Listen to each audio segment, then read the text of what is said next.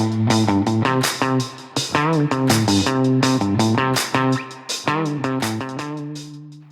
afternoon. Welcome to PV Talks, where a community comes to converse, connect, and grow together. I'm your host, Steve Bracety, President and CEO for the Prescott Valley Chamber of Commerce. And with me in the studio today is Mr. Larry Jacobs. And we're going to talk about my experience and mostly Larry's experience on the KC-135 refueling tanker aircraft. Larry, welcome. Well, thank you very much, Steve. It's a great opportunity to be able to inform some of the public out there about some of the things that we're doing in employer support for the Guard and Reserve. Now, I got to spend an incredible afternoon with the 161st Air National Guard down in Phoenix. And first of all, for those who served, thank you for serving and protecting our country. The people I met there were extremely professional, extremely friendly too. And I got to ride in a KC-135 and watch up close a fighter jet refuel. And I got to tell you, that was an amazing experience. Yeah, one of the things we've been doing now, Steve, probably for the last 10 years, is we were doing 2 a year. And we extend this opportunity to employers out there that support our National Guard and Reserve component members. And as you are probably very much aware, up here in Prescott, it's very easy because we have a very supportive military community. Not only that, we have probably one of the biggest educational institutions with Embry-Riddle Aeronautical University that has the largest ROTC unit west of the Mississippi. So we have a lot of support up here, and we like to extend this opportunity to people to see something that they normally would never have the opportunity to see. Yeah, absolutely true. And we have a lot of props on our table today. And I didn't take these pictures, mind you, but this is what I got to see up close and personal. So Larry, you want to talk about what's on our table? Well, we've got a couple things on the table, and I'll lift some of these up. First of all, for the viewers, this is the aircraft that we went on. It is a KC-135R model, and I was in this unit from 1977 through 1998. And during that time, we've gone through 3 different re-engines. This aircraft has been rebuilt from top to bottom, and these first came out in 1955, and they're still flying today because they've been so well maintained. But this is a KC-135R model, and this has CFM 56 engines, which are your big turbofans. It carries over 200,000 pounds of fuel that they can use to refuel other aircraft. So this is what Steve, along with about 23 other members of the community, had an opportunity to go up and see and actually be involved in a mission where they actually went out and in-flight refuel up around Lake Havasu, F-35 aircraft from the 944th Reserve unit down at Luke Air Force Base. How many aircraft can that refuel at any given time? Probably that one, if it's jet fighters, it can probably refuel 7. 7 with filling them up. See, they're only going to take about 5,000 pounds, really, the refuel on those. But they can't do anything if they're not continually refueled. This is an actual picture of an F-35 that they were involved in the refueling mission. So you can see how close it gets up to the boom operator, where the boom is extended and connected actually to the aircraft. You know, it's interesting. I can speak to that because I'm just laying down in the back and it's a cloudy day, and all of a sudden it's like, bam, this jet appears out of nowhere. And I was like, he's getting pretty close. Yeah, unfortunately, the day you went on, we had a large overcast. Normally, that's clear. You can see the ground. You can see everything. But the day that you flew on, there was a heavy overcast. So, yeah, you didn't have the opportunity to see some of the other things that you normally would have seen. And this is the rear. We had 4 F-35s actually go out and fly a formation, so you could see what they look like from the boom operator's perspective at the back of the aircraft. And like Steve had mentioned, we have 2 separate areas on each side of the boom that the individuals could actually go up there, take videos, take photographs, whatever they'd like to do, and actually see it up close. Just do not distract the operator, for sure. That's correct. It is, you got to remember these guys are flying around at almost 500 miles an hour. So one little mishap, could very easily happen. I was impressed with the precision of it. I mean, you got to really line up correctly to get the fuel into the plane. And you know what's even more, well, I should say this in a way.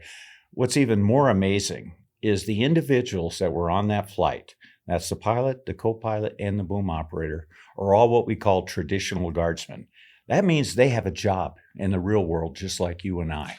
Right. These are individuals that do not do this on a full-time basis, but because they have to keep their certifications, they have to fly 4 times a month. So they have to do a little bit more than the normal guardsmen with 1 weekend a month, but they have to fly 4 times a month in order to maintain their certifications. But every member on that crew was a traditional guardsman, so they have a regular job. They're teachers, they're community leaders in our towns, they're firemen, policemen, and then they pivot to do this, and it's a huge pivot, actually. Yeah, I think the boom operator in that particular flight, who I'm aware of very much, he worked for USAA insurance company. Yeah. The pilot is a business owner who owns a aviation business over at Gateway with his brother, and he also is one of our legislators down at the legislature, Right. Yeah. Travis Grantham. He keeps pretty busy. Yeah, he stays very busy.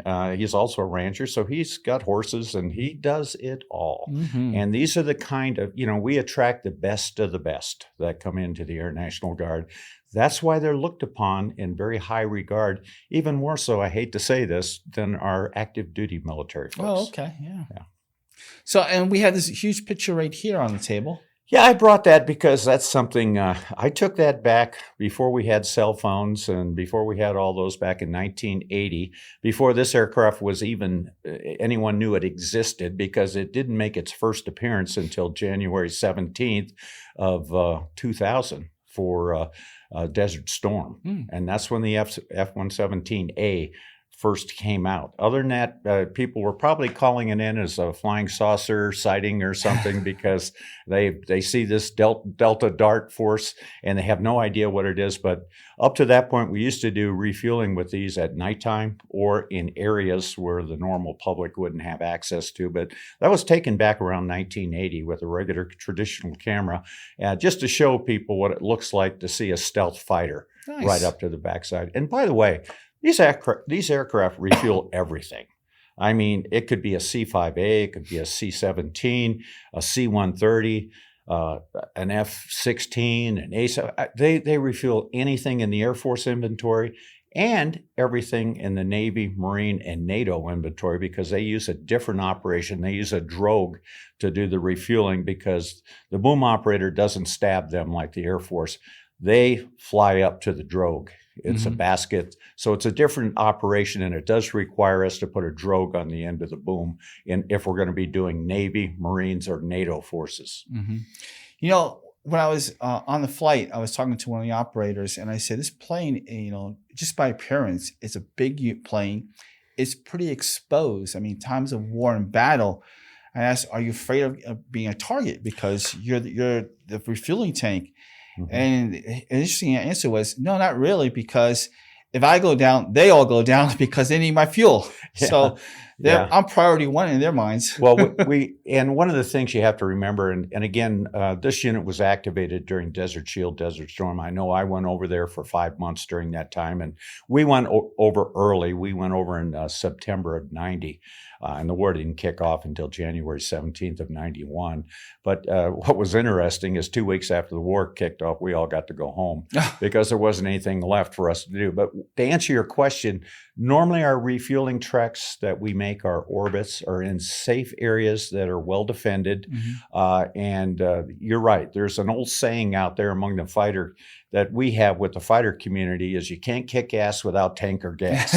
So if something happens to us, they're in big trouble because they won't have the fuel in order to operate. They should put that on the tail as a bumper sticker on a plane. Well, that's afterwards in the club. Those kinds of talks come out, but they just have to put them back in their fighter jocks or something a little bit different. But they recognize that too. If something happens to us, they're lost. They won't be able to get to the target and get home without being refueled.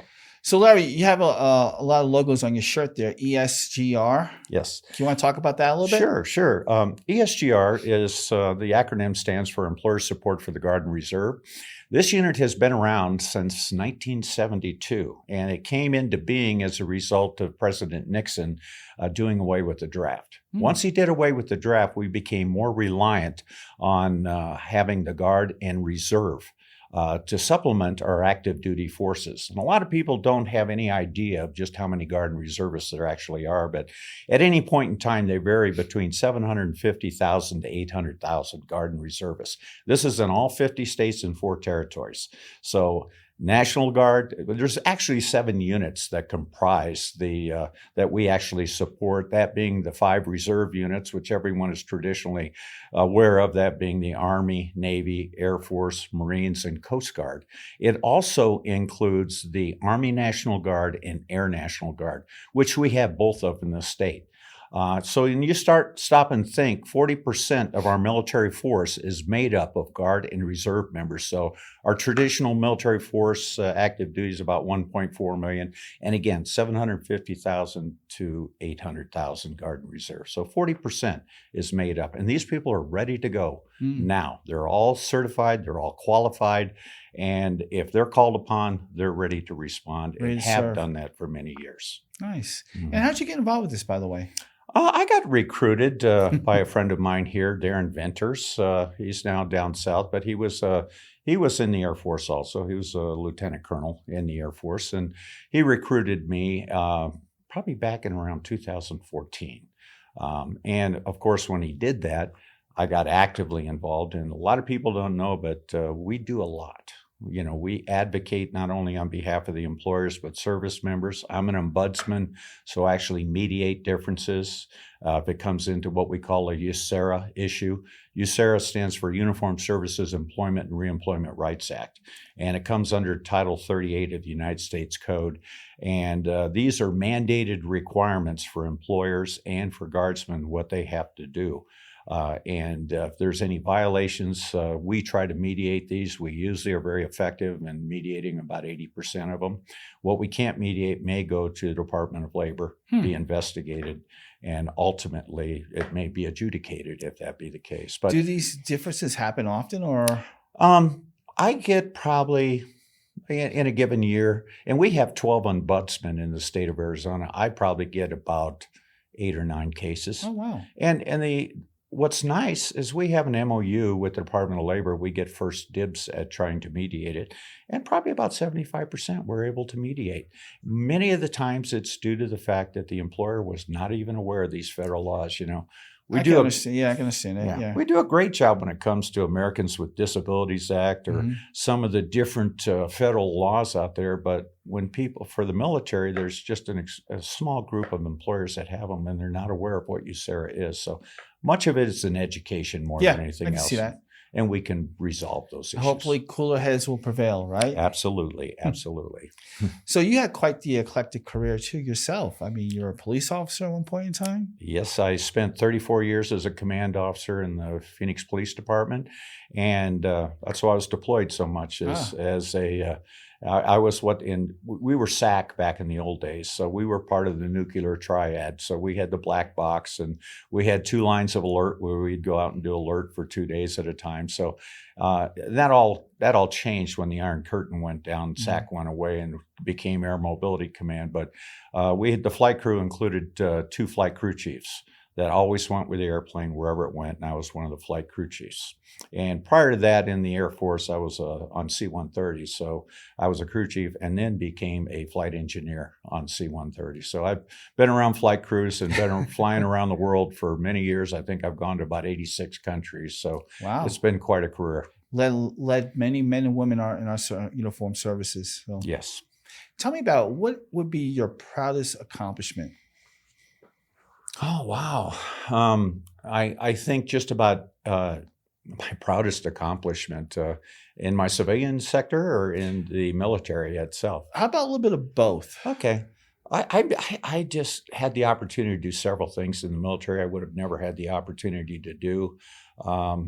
I think my service in Vietnam, I served there as a combat air crewman on C-130s, doing airdrops, especially in hot areas like Kontum, Anlock, different places like that where they would be sieged by NVA troops and stuff. And these poor Marines, and usually they were Marines or they were Army guys on the ground, you just felt for them, and just to be able to get them the supplies and everything they needed in order to sustain, I think is very accomplishing. I did a lot of things, went a lot of places, saw a lot of things that now have come to fruition. I can remember doing the first flight flying out of Thailand, a place called Utapao, to the middle of the Indian Ocean in 1971. And this little British atoll that was out there was like 40 miles in the shape of a horseshoe from one end to the other, no more than a mile wide at any point. And they had 40 Seabees had just mined a coral runway, and we brought them supplies.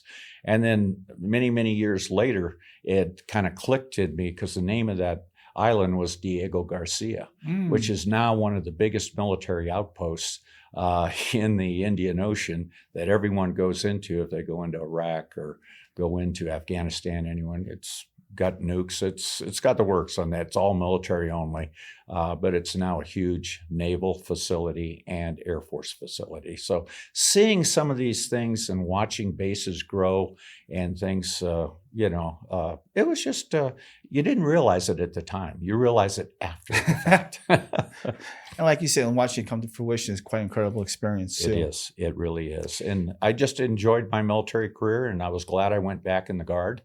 I did that because I missed the camaraderie with flight crews and fellowship. Just going. Oh yeah, they're a very tight knit organization, and the Guard is really different than the regular Air Force because the complexities involved in these people. First of all, they're all pretty well self-actualized. These are people that have other careers, and they're not. Their focus is on the mission, and people as something they care about. You don't see the hierarchy that you see in the regular forces and it's hard for people to understand because these people are usually on a first name basis. And it also includes what we call a role reversal, because on the civilian job, I may be the boss, but when I go to the Guard, now the guy who was a police officer for me is a lieutenant colonel. So you see a complete different role reversal. And that's hard for the military to understand. Because they don't see that aspect. They only see rank. And when they don't understand that, they don't understand how people can talk on a first name basis. Right. So. I found it interesting because it seems like they check their egos at the door and really, like you said, focus on the mission or the task at hand for the good of the cause, basically. That's correct. And that's kind of refreshing to know because this day and age where egos run rampant sometimes to the detriment of an organization, that the military can simplify it by saying, hey, here's our mission. Here's what we need to do. You know your job, do your job, basically. Sure. And another aspect that's kind of interesting is the people that go out in the Guard, they're there for 20 plus years. They don't rotate every 3 years like they do in the active duty forces. So when you go out and you see these pilots talking to crew chiefs and stuff on a first name basis, it's because these guys have worked together for 15, 20 years. It's not rotate every 3 years, and there's no rank structure that's looked upon. The focus is on mission, like you say. And you can be pretty well assured that the Guard and Reserve are probably the first to go in. I know during what we call deny flight, we were one of the first to go to Pisa, Italy, and do the overflights for Sarajevo during the Serb War. We were the first ones over there again, another Guard unit. You'll see that traditionally throughout there because these are people that have the most experience. They have been through a lot. Many of them are veterans of other wars, and they know how to take care of the mission, and they know how to do it. Good. Larry, you still stay pretty active. I mean, you're not slowing down at all. No, I'm in my mid-70s now. And what's next for you? I mean... Well, I've done a lot of things here, and I don't, I'm always open and receptive to something new. That's what keeps you going. I was a hearing officer for Yavapai County for 10 years. I just recently stepped down from that after 10 years of adjudicating all civil hearings and so forth. So I stay active. Military is one of my loves, though, and one of the things that I always will be actively involved in, and will continue because it's what makes us a free nation. It's our military folks. Yes, it They're does. the ones that make the difference. They keep us safe and protected, so we can sleep at night. And I just want to continue to do several different, not only military outreach, but employer outreach, make sure our employers know, make sure our employers know just the value that they're getting when they hire somebody from the Guard or Reserve, because they're getting much more than your average employee, because they bring another whole aspect to the workplace through their military training.